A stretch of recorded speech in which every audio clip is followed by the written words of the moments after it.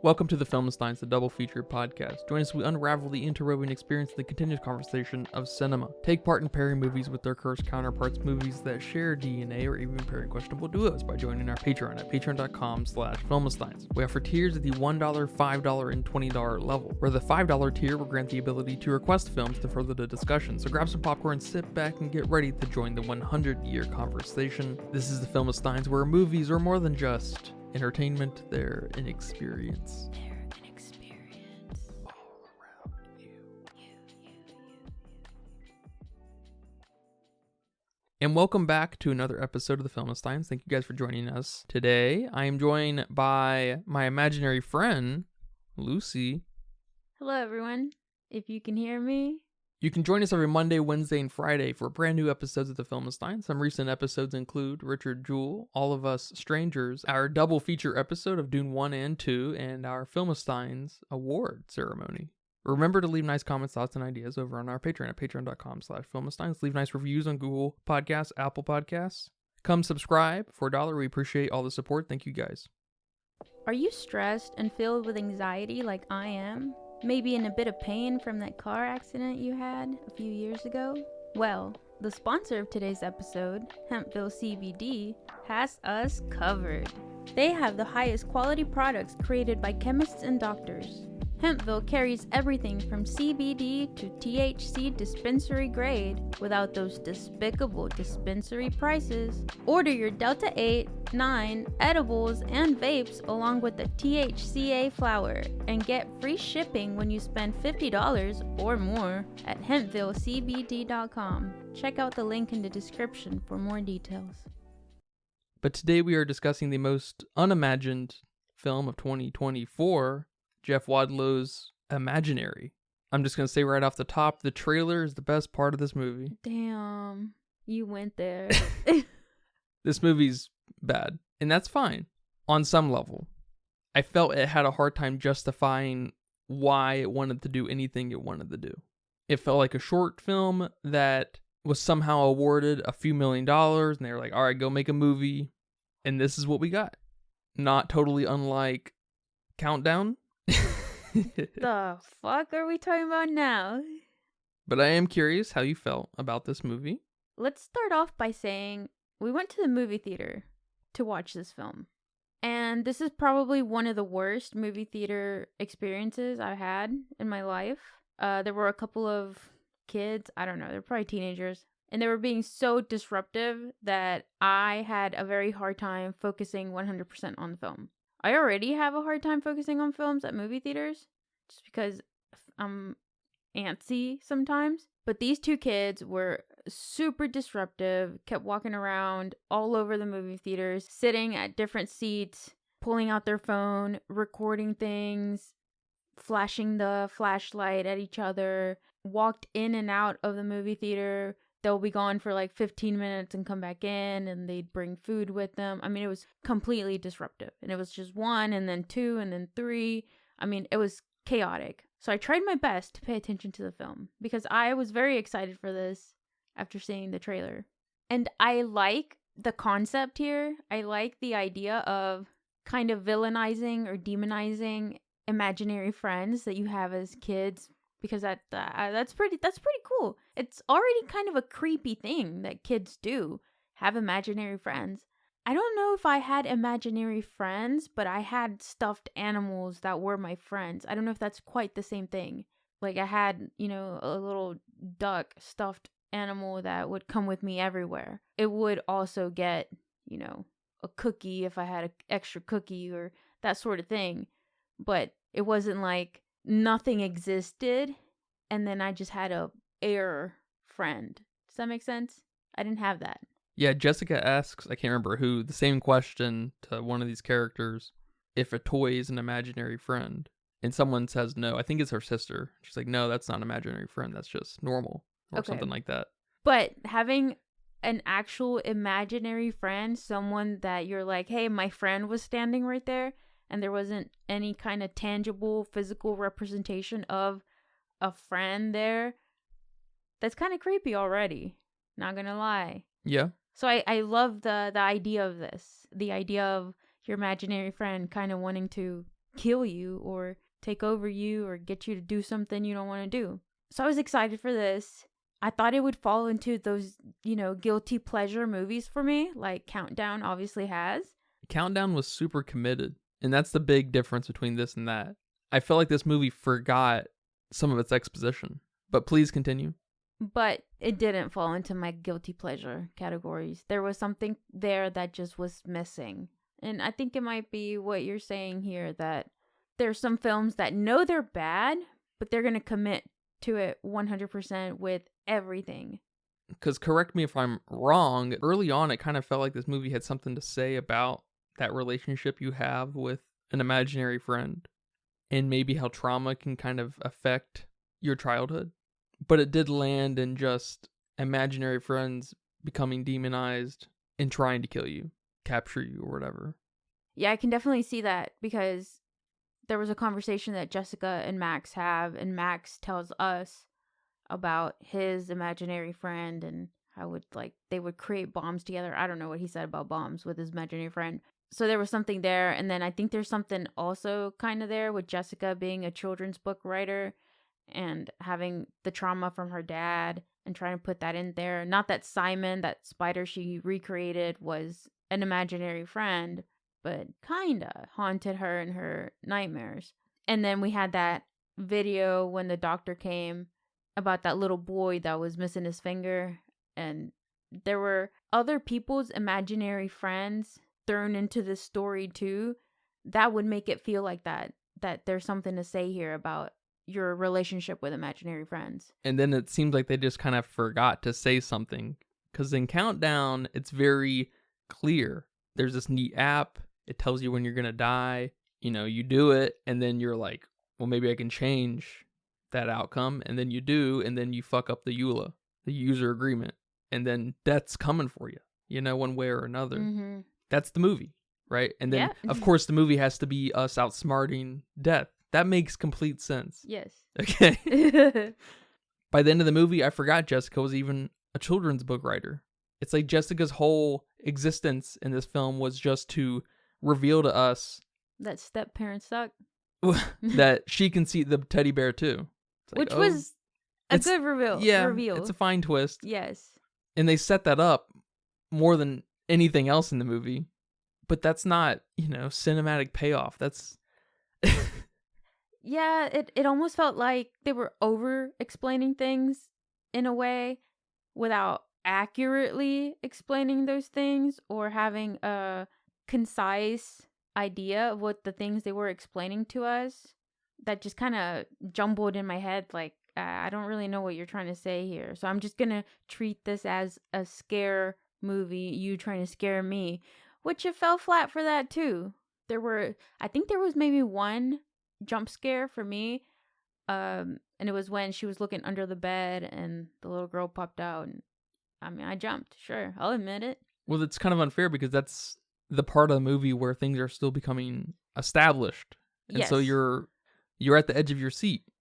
It's a cheap jump scare in the beginning, but it's fine. But then when the older daughter's boyfriend love interest comes to the house and he gets scared a couple times, it's like now Chauncey's just playing. Yeah, like there's nothing really building to this. Is Chauncey even dangerous? It's just like you didn't set anything up in this realm. I guess that's why we often see that like false intro in a lot of films, a lot of horror films, to establish that the bad guy is violent or dangerous in some way or another, right? And here they try to get cutesy and give you a false ending. Oh, everything's nice. And then, no, she's still in an imaginary world. Okay.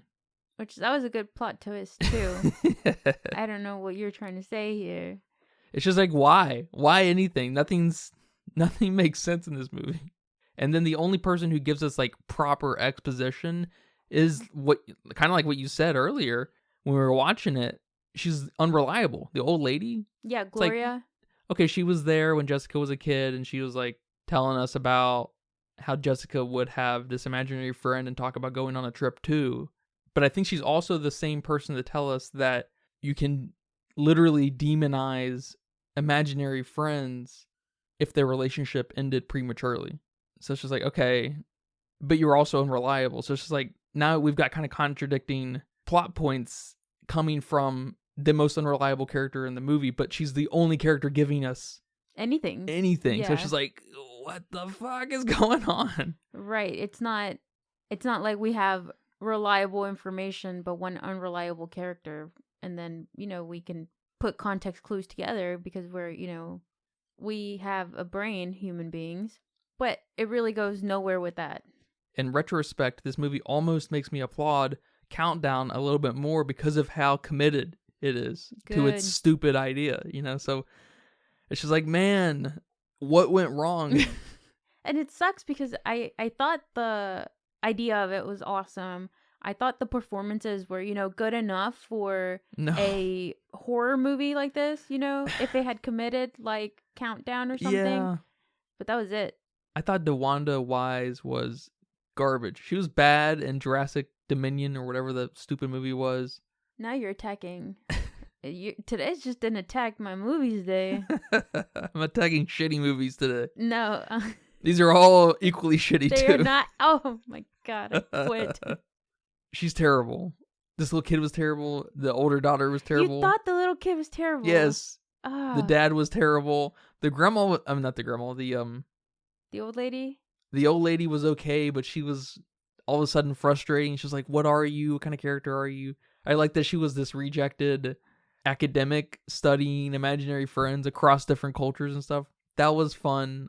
It's very similar to the scene in Countdown with the priest guy giving us the rundown on this death character. He had a name, right?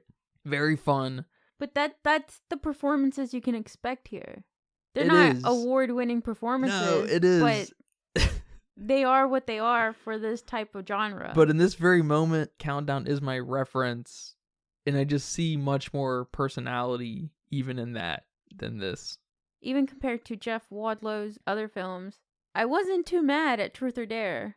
I haven't seen that. Okay. I mean, it's not my favorite, but maybe I just like this type of genre, bad, guilty pleasure movies. I don't know how else to describe them because they're on the cusp of suspense more than they are of horror. Because I also like those movies, Happy Death Day. Those are some of my favorite movies.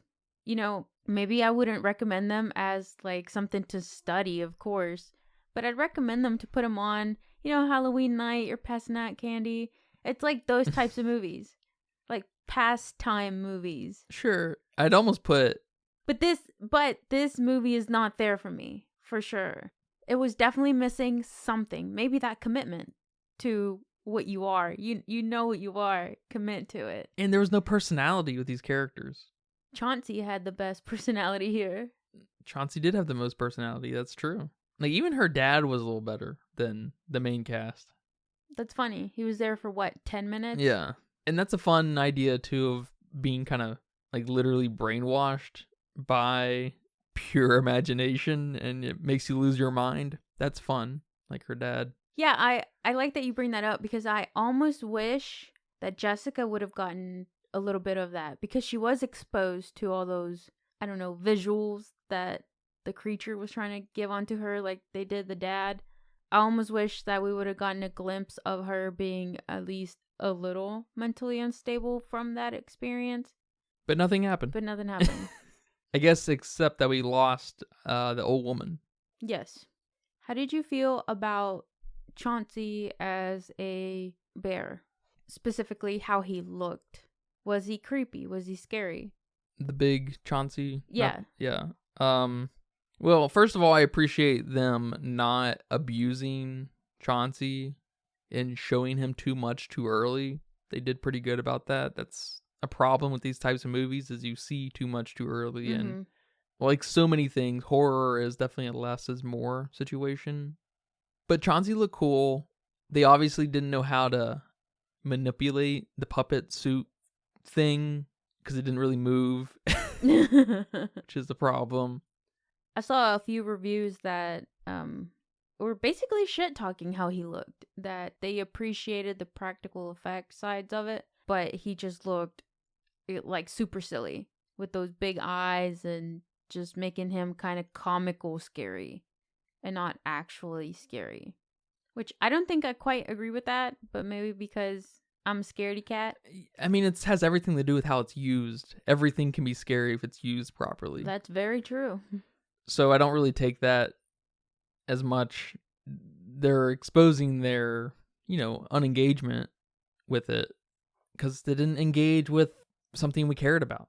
We definitely didn't care about Jessica or the little girl, and it did kind of become funny because it's just like, I mean, I want to say like just, kind of shock for shock value's sake, but we didn't even really get anything. So like I feel like we got enough to not make this movie totally shit. I gasped enough and I, grimaced enough to where I can't say this movie is complete shit.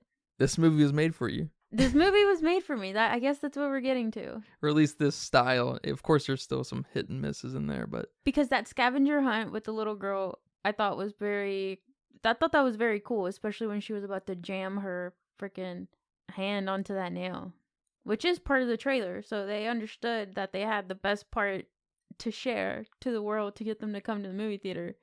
And that scene where Taylor, I think the teenage girl, she's in Never Ever, and she's in a room and the little carousel music thingy is playing and spinning and they're playing with the shadows, and that shadow of a teddy bear is about to shine onto Chauncey. That got me. To be fair, they did so many fake out scares where nothing happened that you might as well have thought nothing was going to happen in that moment too. So they were kind of manipulative there in a funny way. But those things would have been much more effective and fun if you liked any of the characters. That's very true. If there was any other setup for what was going to happen, like what was happening. They were just, okay, they were trying to get the little girl back, right? And then get out. I don't know what else more I want out of that, but I hope they all get stuck in there, really. I hope hope the dad just gets a reset. Dang. So do you think they set this up for a sequel? I mean, yeah, they left it open enough for anything to happen, I guess. But like contextually, they didn't leave anything open for a sequel. So they left the monster up for a sequel, I guess. But just in case, it makes $100 million, right? But I bet the filmmakers hope there isn't a sequel. Because they were like, oh man, we got this money. We're going to be able to make this shitty film. We're all getting paid, having fun making the movie, I'm sure. But the film writers and the director and stuff are probably like, I hope people don't like this enough for a sequel. Yeah, we won't know what to do. Yeah, it's going to be difficult. They'll pass it on to someone else, of course. Some second derivative director will get it. I guess third derivative, really. He's kind of the second derivative, Jeff here. I did get a hint of Insidious in this. I don't know if it was like the color grading or just the sound effects and stuff. Obviously, Insidious is probably among the top 3 most influential films when it comes to Blumhouse stuff. It is kind of the golden child of the Blumhouse catalog. Yeah, but so is James Wan. He's also the golden child of the Blumhouse crew. James Wan should come up with his own horror pipeline, like Jason Blum. Yes. And call it Wanhouse. Yes. That's genius. They can be rivals. That'd be awesome, actually. Because I'd be for that. Yeah, I would too. That'd be fun. That'd be a fun literal rivalry for cheap ass horror movies. Because I think Jason Blumhouse produces every Blumhouse film in some way or another. Very busy dude, no doubt. But yeah, a large miss. I wasn't expecting too much out of this movie, to be completely fair. I did figure the trailer would be the best part, but I wanted to be surprised. I'm open to be surprised. But it felt very clear to me the concept got in the way of the film, and they just didn't know what to do with it. It felt like a 20-minute short, and I bet that 20-minute short that exists on some storyboard is decent. But then they were like, all right, how do we fluff this out to an hour and a half? This is how we do it, I guess. But congratulations to making a movie, everyone. Damn. Do you have a budget guess for me here today? I do. My budget guess is $5 million. I'd be shocked if it was more than $5 million. It looked good. It didn't have that bad horror movie vibe, at least cinematography-wise. So that's why I think it's on the more expensive side. I don't know, just something gave me this actually looks like a like it could be a good movie. So I went with 5 million. Like when you're looking at screenshots? Yes, exactly. Or like 10-second clips. Well, it says here that the budget was 10 to 12 million. I don't know how. Hereditary cost $10 million, and then you get this out of potentially more. But it went on to make, still at theaters, go check it out if you have nothing else to do. It's currently at 20.8 million. So it's definitely going to make a little bit of money when everything is said and done. And you'll be happy to know that the Letterboxd score reflects, I think, mostly what we've said here today. With 22,000 people, hey, very small number, we're one of them. They weighed in at a 2.1. Yeah, I gave it a 2. You know, I wouldn't watch it again, like I would Countdown or Happy Death Day. Would I recommend someone to go watch it? Probably not. Like you said, if you have nothing to do, maybe you go on a Tuesday when it's half priced, or you wait for it to come on a streaming service. Sure, go ahead. But other than that, I don't know. I hate that it's such a miss because there were quite a few things in there that I really liked, but didn't like it enough and didn't flow enough, wasn't concise enough, or committed enough. Yeah, this is a solid 1 out of 5 for me. A 1, not a half. All right. We're on to something here. But thank you for watching this movie with me, man, and talking about it here today. Thank you. You're welcome. And thank you guys for listening to this episode of the Filmistines. I hope you guys enjoyed it. Remember, we post every Monday, Wednesday, and Friday over on patreon.com/Filmistines, Google Podcasts, Apple Podcasts, Spotify, Pandora. Remember to leave nice comments, thoughts, and ideas. Come request a movie. Come subscribe to our Patreon. We appreciate all the support. Thank you guys. But until next time, take care. Bye-bye. Bye-bye. And that's a wrap for today's episode of the Filmistines. Thanks for tuning in and joining us on our cinematic journey. We hope you enjoyed the discussion and gained some new insights and perspectives in the world of movies. Don't forget to subscribe to our podcast on your favorite platform, especially Patreon at patreon.com/Filmistines. And follow us on social media for more film-related content. We love hearing from our listeners, so if you have any feedback, suggestions, movie recommendations, or book recommendations, please feel free to reach out to us. Until next time, keep watching, keep loving the magic of movies. This is the Filmistines, signing off.